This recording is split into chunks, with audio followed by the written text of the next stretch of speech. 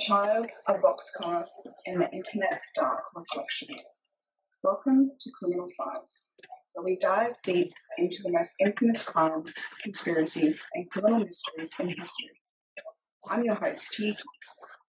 Today, we're unraveling a girl A on a quiet June afternoon in 2004 inside a typical Japanese elementary school. A young girl lured her classmate in an empty classroom. There were no adults present. No one to stop what would happen next.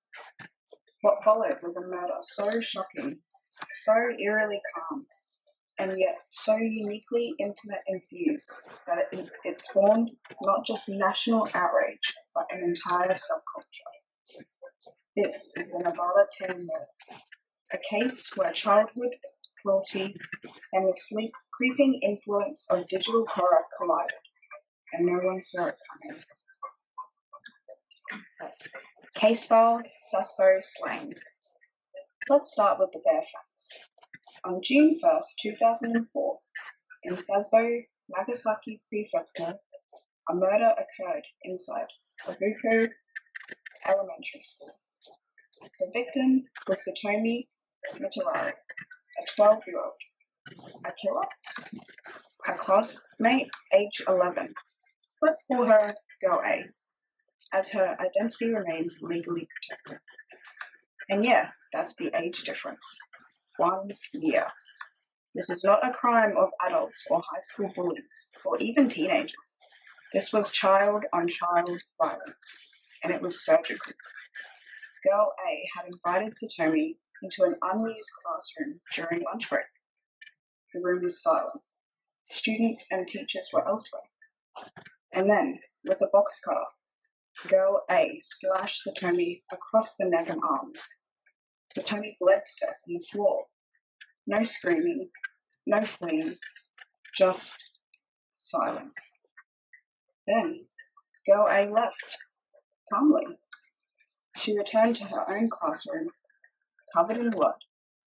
When approached by a teacher, her only words were, "I've done something wrong."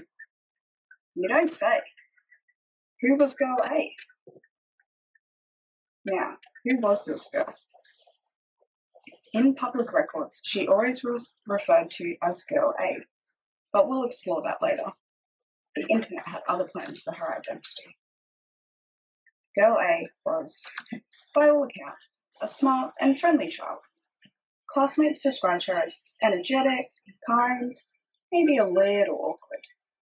She played basketball, she did crafts, she made jokes. But over the spring of 2004, Girl A began to change. She withdrew, less social. She became more obsessed with horror media, particularly violent flash animations and creepypasta tales, circulating on early Japanese internet forums. This wasn't an era of TikTok dances and Minecraft. This was the early 2000s, the height of two-channel flash games and dark message boards. And Girl A, she drove right in. Her internet life. Let's talk about where she spent her time online.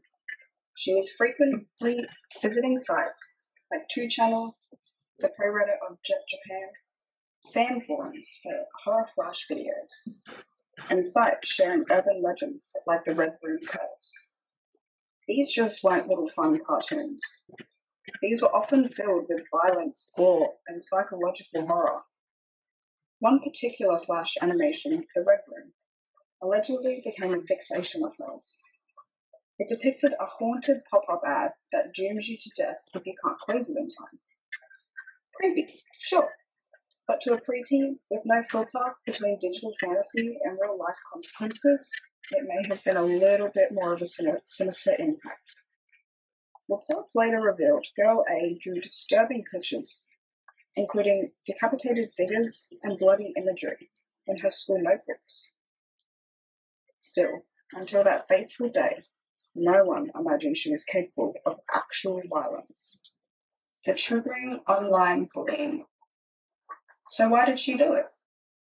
That's the question people keep asking. And the answer is both pathetic and haunting. Girl A and Satomi were once friends.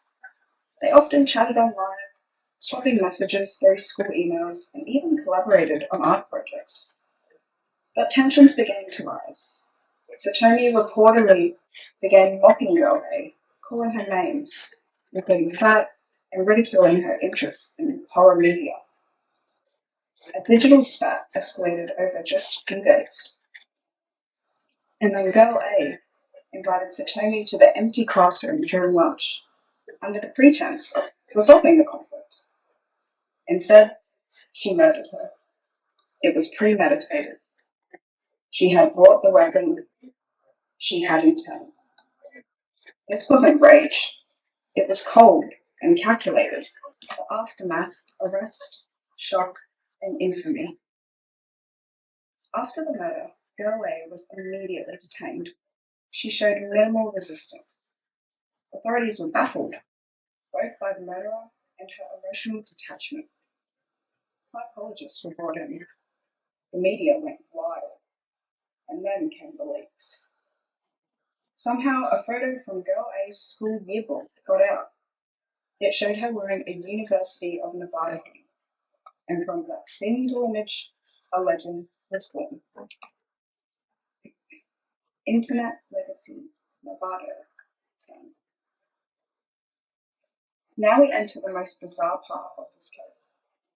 The internet does what it does best, and it took a tragedy and turned it into a meme.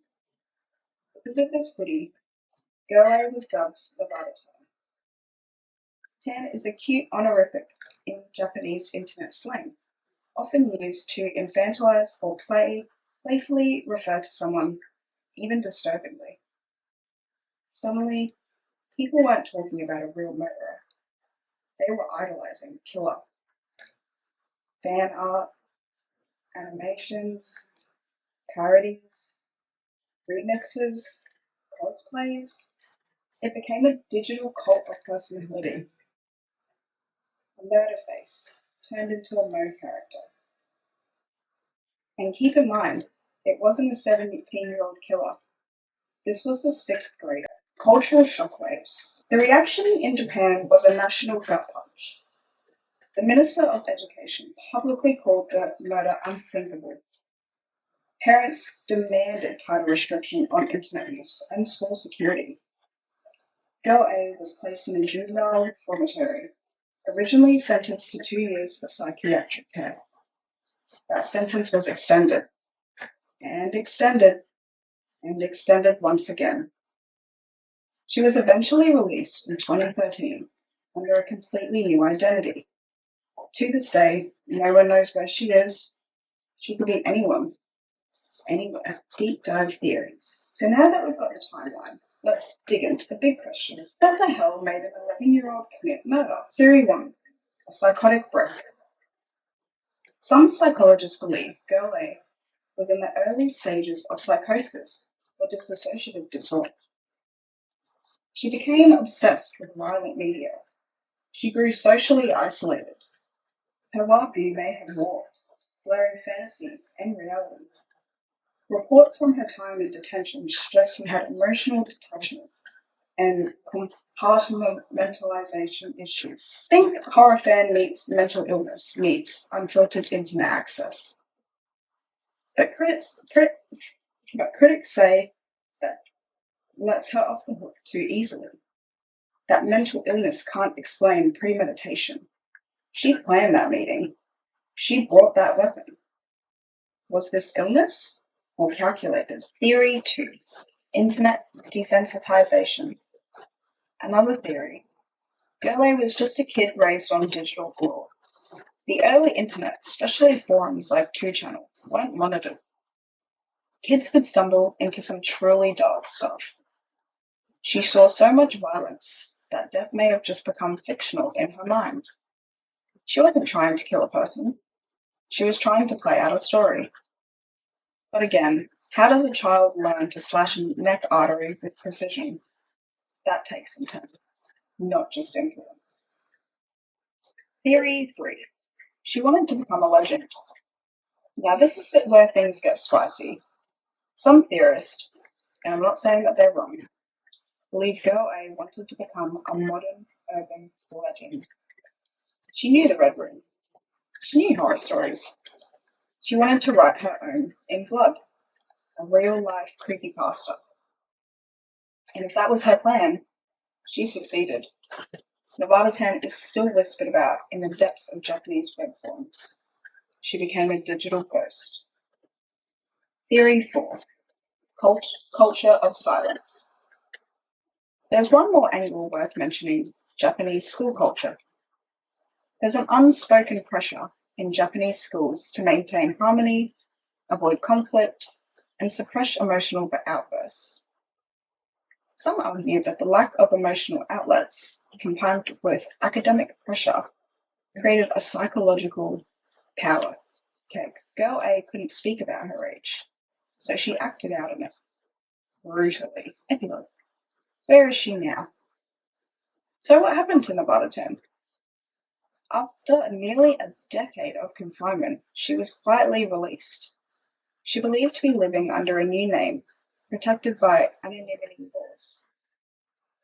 The only people who know her identity are the government, her therapists, and possibly her new employers, assuming she even has a job. Satomi Mitarari, meanwhile, is buried, forgotten by the internet, remembered by her family.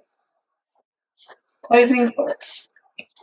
This case is disturbing, not just because of the murder, but because of what happened after. How quickly a child killer became a meme. How tragedy became iconographical. How the line between fantasy and horror and real-world violence blurred in the broadband age. What makes Nevada 10 truly unsettling isn't that she killed her classmate. It's that we made her famous for it. So what do you think? Was this the result of untreated mental illness? A digital descent into desensitization? Or the most horrifying performance art of the internet age? Let me know. This has been Criminal Files. See you next time. Subscribe for more deep dives into twisted tales from the past. I'll be over here deleting my Red Room bookmarks. What criminal case do you want to see next? Comment below. It's Hanako here again. Thank you all for watching. I hope you all enjoyed it.